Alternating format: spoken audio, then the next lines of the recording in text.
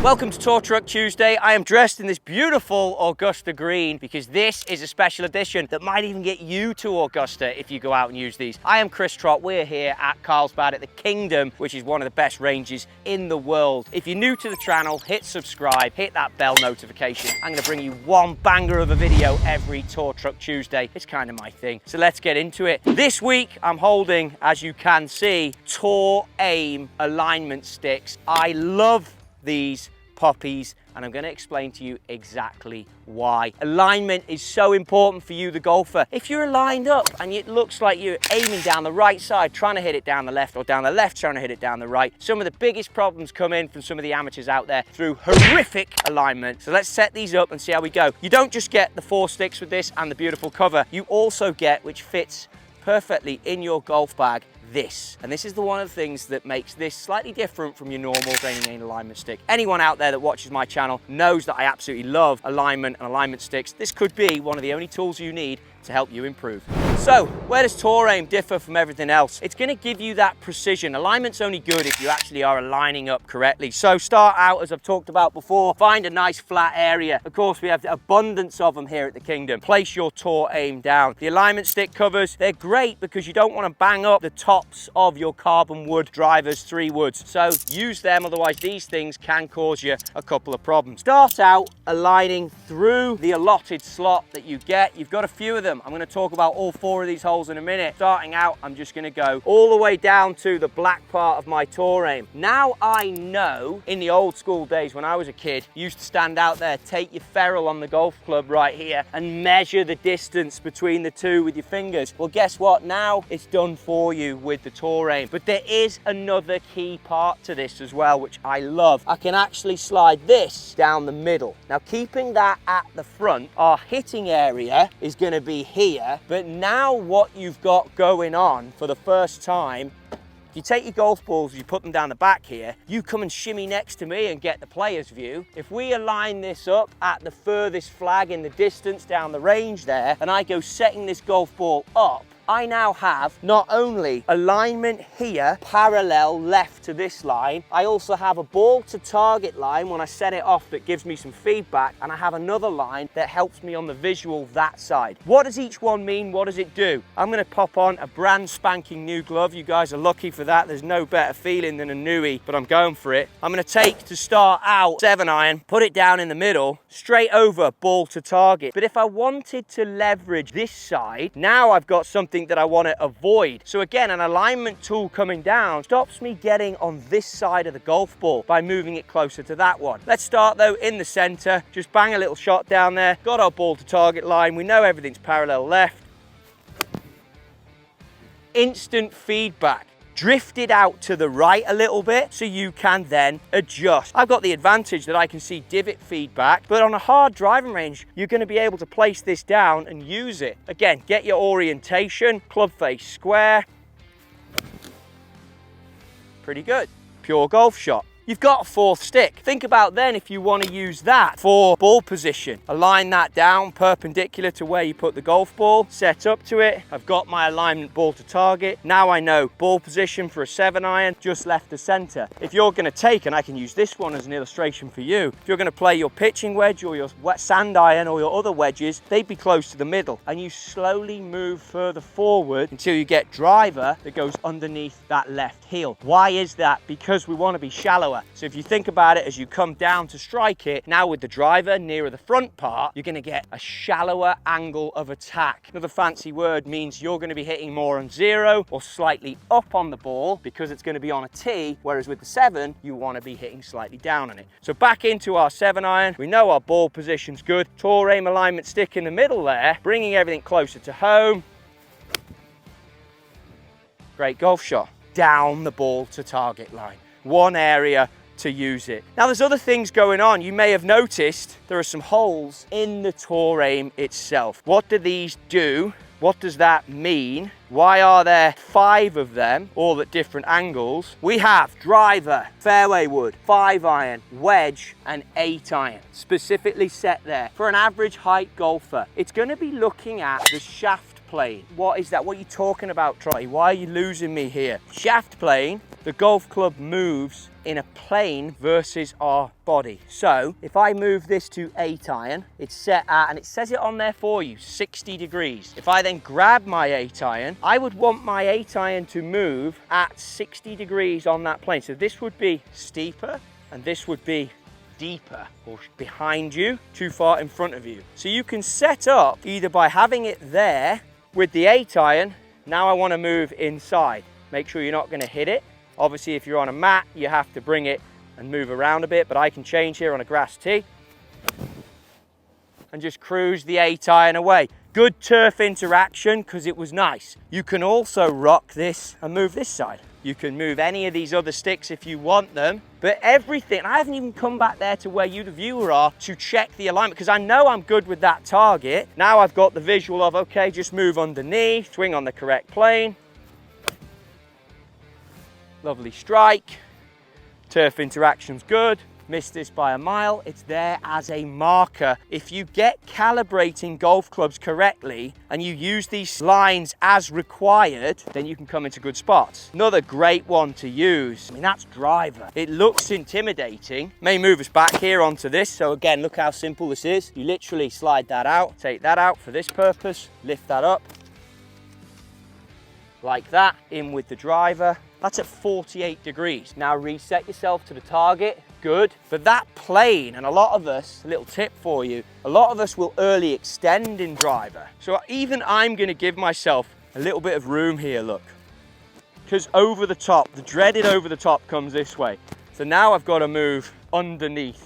It's a marker in there. That's pretty tight. That's pretty tricky. I would maybe suggest you start a bit further up. I'm going to give myself a challenge. I wasn't hitting driver very good recently, so I want to really set up to this one. Take in your target. Feel the golf swing you want to make. You've got your marker. You know where square is. Set up to it. Beautiful height. About time I hit a proper driver.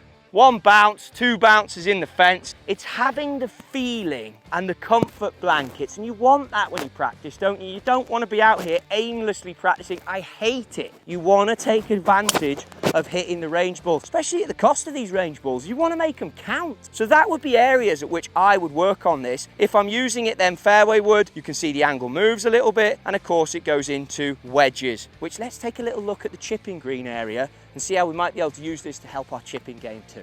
So I'm out here now with the 56 degree mill grind 4. This thing is an absolute ripper. Your wedge setting when it comes to this, everything is at 64. Your wedges, really your 8 or your 9 iron, they work off a 64 degree lie angle. So when you set that up, that's how it's going to be. Now, one of the little tips I'll give you here, which we can actually illustrate with this, you do not want to get too open with the blade when it comes to your chipping. I think a lot of us do that, but if you start going really open with the blade, even if you return it, it's gone slightly right of my target. So just keep that in mind, that it's very difficult with a wedge, and when you're chipping, you really want to try and keep everything square. That's gone straight down the target line now. Just a little bump down there. The friction off the blade is enough to give you the height. So when it comes to actually hitting the chip shot, we're not looking to make big crater divots, are we, or anything like that. I want you, when you use your tour aim, to just get your head in the game with having everything being square. And if you want to add height, maybe go a little bit lower in the hands. Harder to strike it, as you can see. Let's do that again, give you a slightly better example. But if you go boom, boom, lower in the hands, there you go. Now you can add the height by changing the angle of the golf shaft that way, rather than trying to think about it as let's open the blade, let's close the blade, unless you're in a freak situation. Now the other place that I would look to use this, which is mega for this, again, I'm going to go back. I like to do this with it, going to go that way, whip that out. Look how easy it is for me to change this. Bang that into the 64 position, which is my sand iron. Again, check my alignment. Yeah, get your golf ball, pop it here. You don't want to get too tricky, so just give yourself where it needs to be. Blade square, ball position further forward. Now you know, just working it. Not wanting to hit that, just working it that way. Then if you do want to put a bit softer fade spin on it, all you do now, look, is you can work it more that way. Let's just try and give it a little slicey one. low in the blade, but you can see it ripping off that slope, trying to spin off that slope slightly better. Example, high, check, check, moving that way. Okay, then if you wanted to get the feel, again, I love the calibration, might be tricky to do with this inside posting, move that. Now I can go this way, work a little draw look. With the path, blade is still square. Drawing right to left down the hill, just by having this 64-degree spot in there for me. Always just check that you didn't move your alignment, but it's neutral, isn't it? It's calibration. It's knowing you've got that there and then just moving it that way. Crisp strike, drawing it down the hill, letting the left to right take it there, and that is my checkpoint. Now you can also obviously use that as well for your pitching. Forget the target for a minute, but if we want to go and work the club up and down the plane that way, same deal. Now you'll also have noticed with Tour Aim, there is a little section that is cut out. That is for our flat stick. I bought it here for a reason. Putting green's right there, as if we've set everything up in advance. Let's take a little look and hit a few putts with it, and I'll show you how this can work for start line.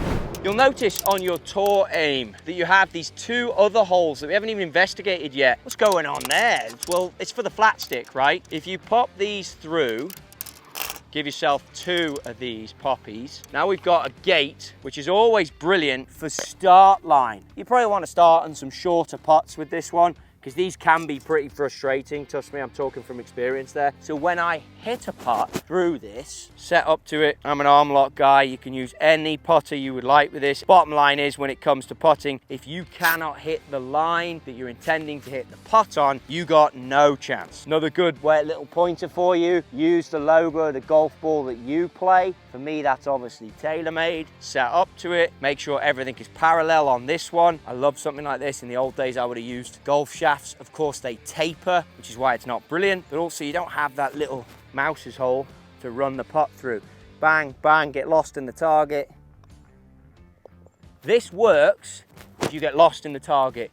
This is to show that you're doing it right. If you start getting hooked into trying to hit it through this, you're going to struggle. It's there to give you feedback. If I'd have hit the left or right of that, I'm going to know, is the blade open, is the blade closed? Of course, by doing it this way, pretty bang on, as I would expect from this short yardage. But you might be like, all right, that's brilliant. What else can this do for me? Well, you can pop this through. Big part of putting, as you've seen in my previous videos, and a large part of being able to have success when you putt. Where can you get your eyes in relation? Can you have your eyes directly over the ball? So I've now set that up, and you'll see, if you even want to come and look from my view here, and I'll explain it, as you look top down, we've got the ball through the alignment stick up to your view. So now you know when you roll putter, you can also go through. Now, another thing I noticed about this, if I take the balance point of the stick, I don't think this is something that it's needed for, but I actually like it. Now this has gone lower. So when I put my putter in there, what's going to happen to me now is it's going to stop me from lifting too high. I got my eyes directly over the ball. Love that. Check everything's perfect. Bang, can't see my alignment line. Putter doesn't come up too high, because sometimes we putt like this, don't we? High, down, high. If you can have that thing like that and you can keep the putter nice and low to the ground, then you're going to return the same loft and lie. If you return the same loft and lie when you putt, you're going to get results like this. But if you have something that is as simple as this, that causes a distraction for your mind because you've got to get it through your start line, then you've got to focus on your target, then you've got your checkpoints. Am I stood up here parallel to all my lines? It's instant feedback. And then simply drop that, slide them out. You've seen how easy this is already. Move my other two, alignment sticks out, and you're at a place where you can pop your alignment stick cover on there and off you go. Job done. There's also a narrower one if you wanted to beat balls with this through here, and then do the same on this side. You can even make, for those golf shots, a narrower section if you're worried about path and you want to work on that. But there's thousands of different options you can have, all with your Tour Aim, and be sure to use your cover. So literally pack it up like that,